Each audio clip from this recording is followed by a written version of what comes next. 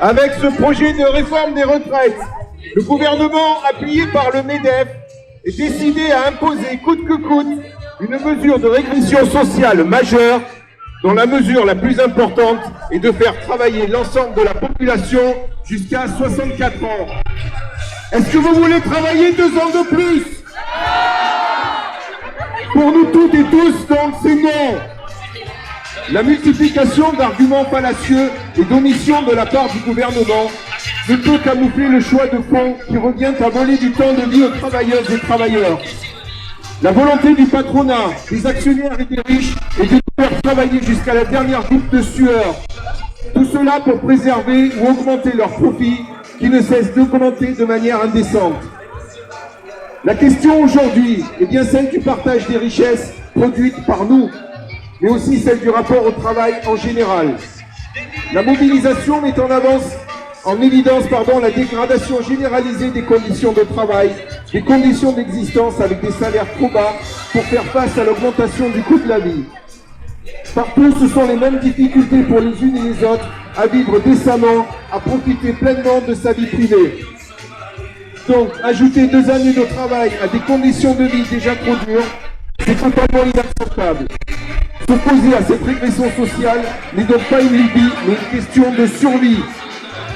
Depuis le 19 janvier, avec une intersyndicale unie et déterminée, nous menons une lutte historique par la grève et les manifestations.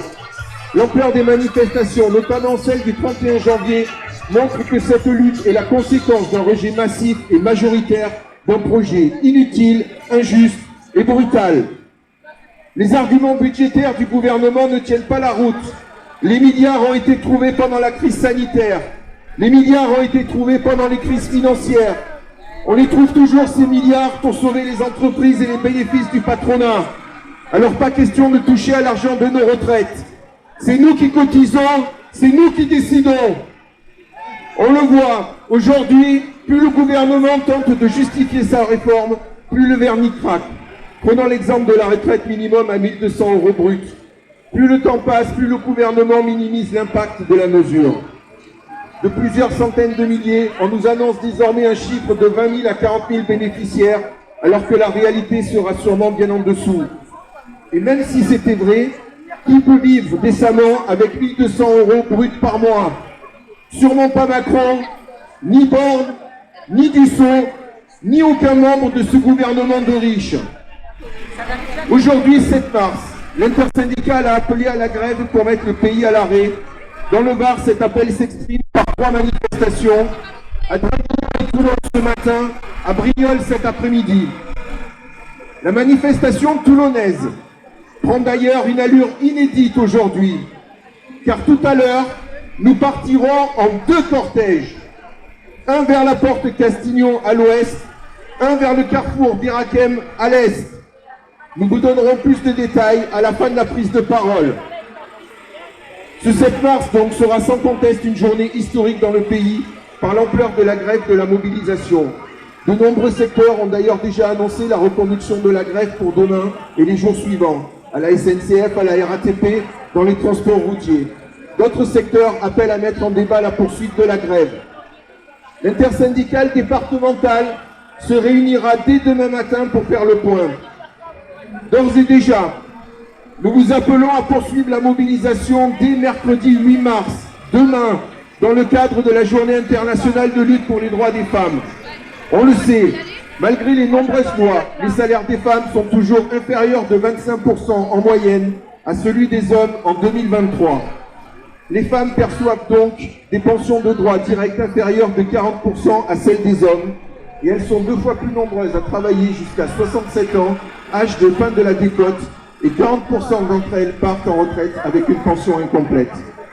Reporter l'âge de départ à la retraite à 64 ans, tout comme accélérer l'allongement de la durée de cotisation, ne fera qu'aggraver la situation économique des femmes, comme le révèle d'ailleurs l'étude d'impact de la réforme.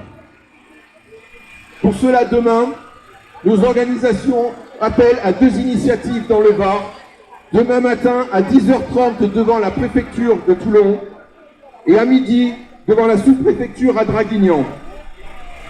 Aujourd'hui, le gouvernement a perdu la bataille de l'opinion. Le gouvernement a perdu la bataille médiatique. Le gouvernement est fébrile. À nous maintenant d'enfoncer le clou pour gagner tout court et obtenir le retrait de la réforme des retraites.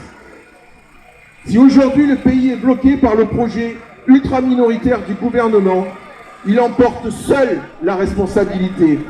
Si le gouvernement persiste, il sera seul responsable de ce qui se passera dans les jours à venir.